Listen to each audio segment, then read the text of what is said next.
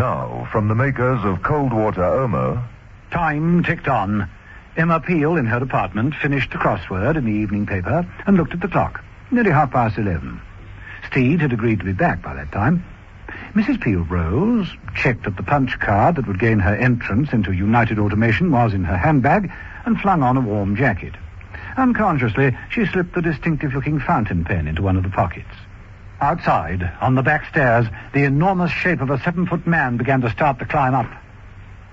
Mrs. Peel headed for her front door, down the steps, and to her car. The man, who was a pabulum robot, stopped, turned, and lumbered down the steps after her.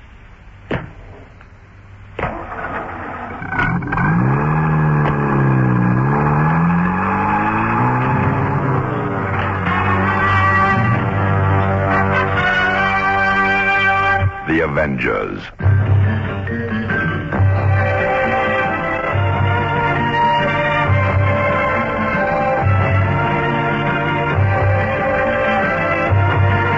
John Steed and Emma Peel, The Avengers.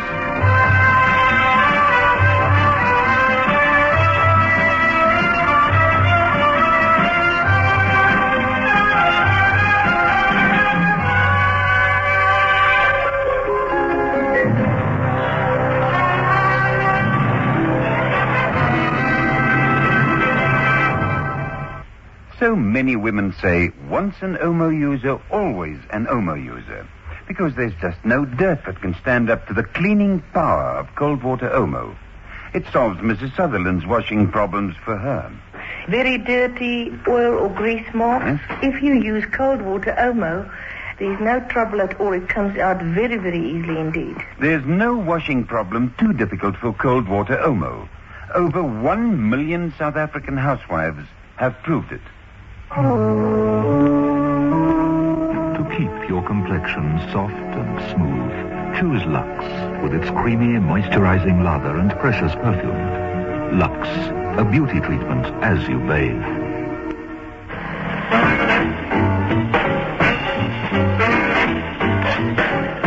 Episode 6, the final episode of this story, in which John Steed and Emma Peel come out on top after all and prove that the modern advance in automation can be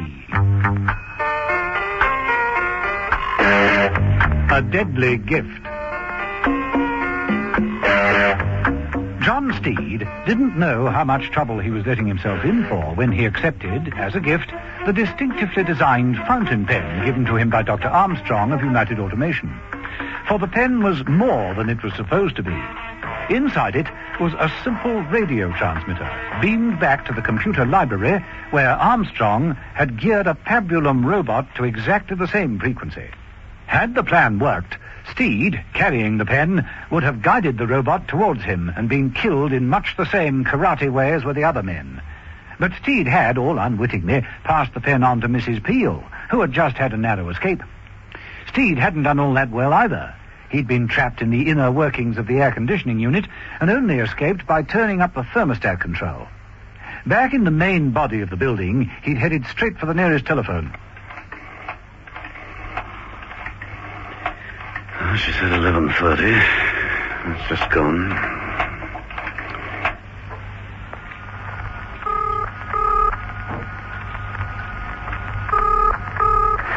Oh, come on, woman.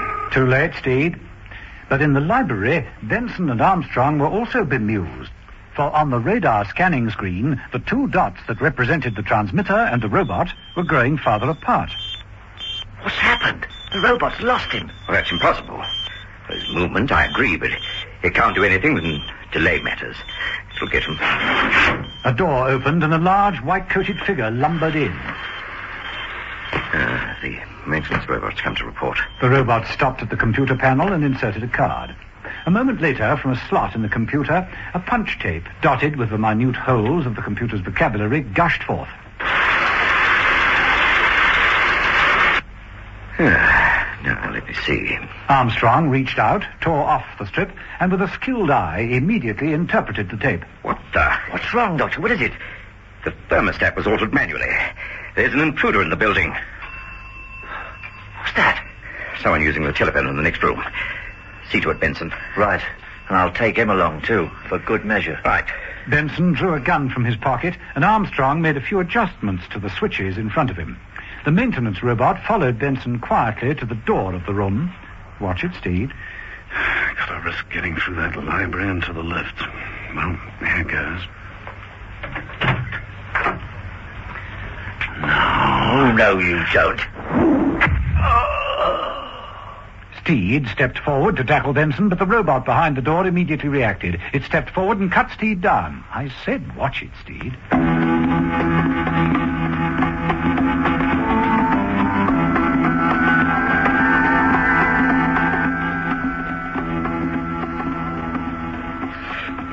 Welcome to the land of the living, Steed. Right.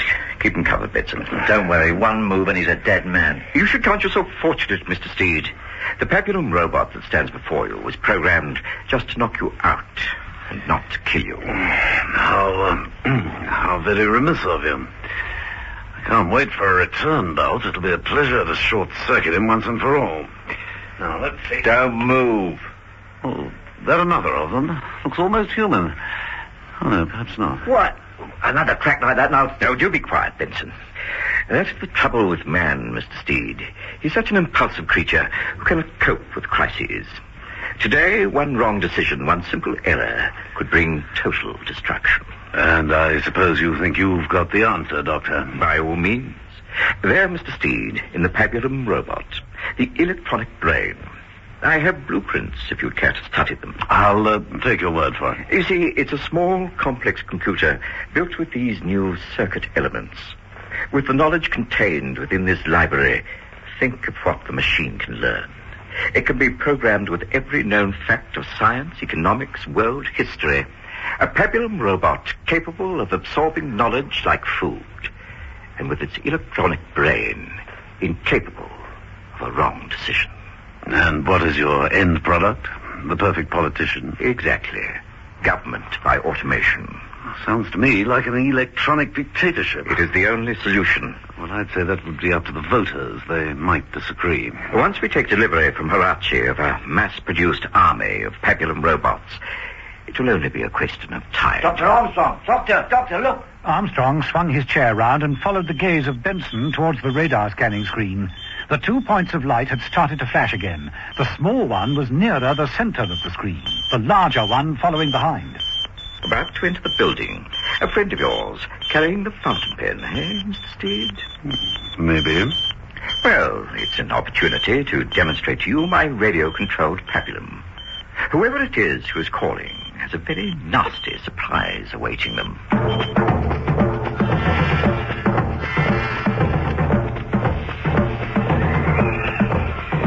Mrs. Peel arrived and gained entrance to the main building quite easily. She used her punch card in the hall.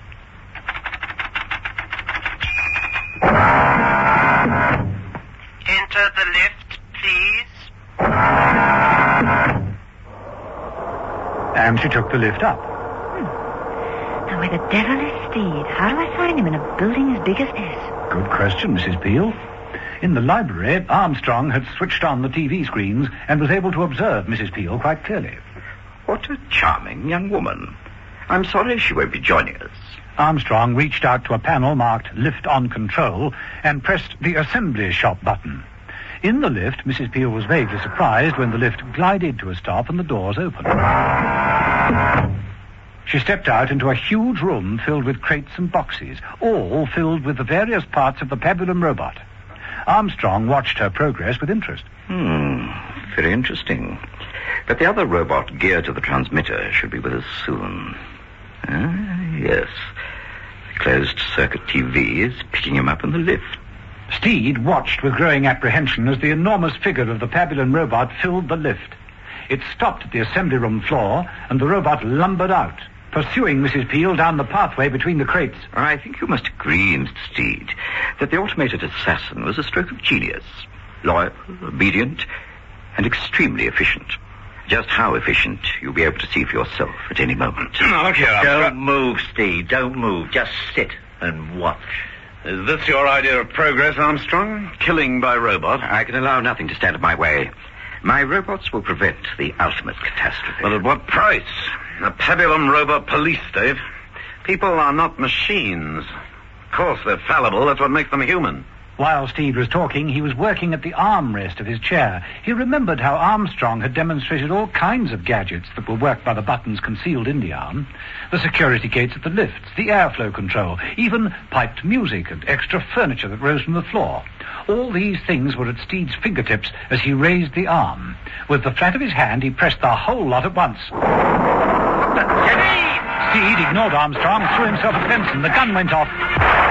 Steed got a grip on Benson and threw him at the computer pad. Steed rushed for the lift. The doors opened automatically. Come on, Steed, you're cutting this one a bit fine.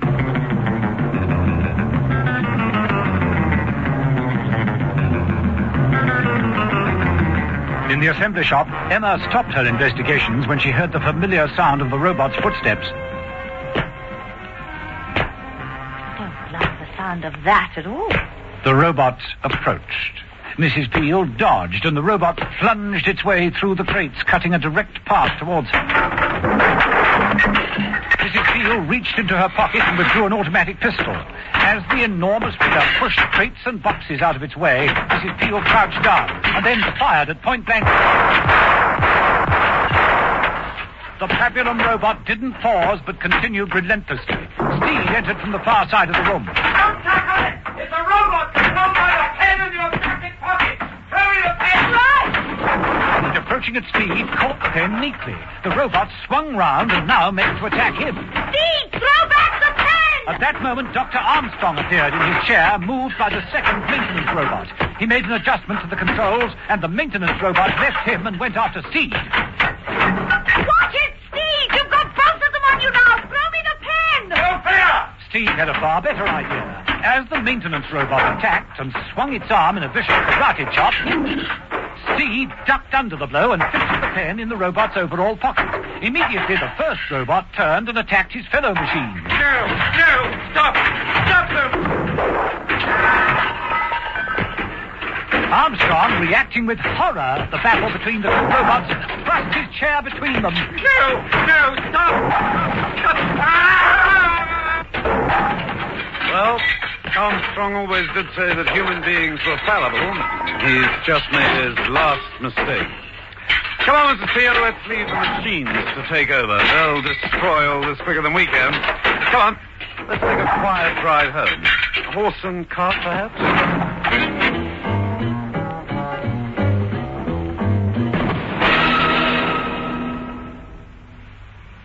And with a final heave on the spanner, Ronnie Miller finishes changing his flat tire in just 6 minutes, 32 seconds.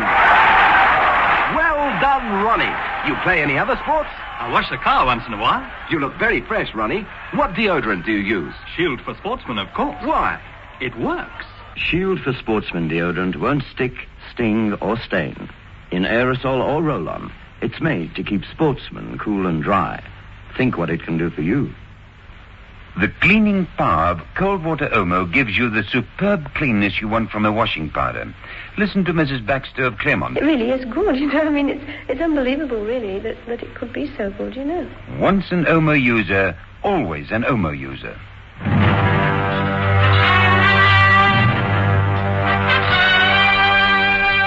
The Avengers.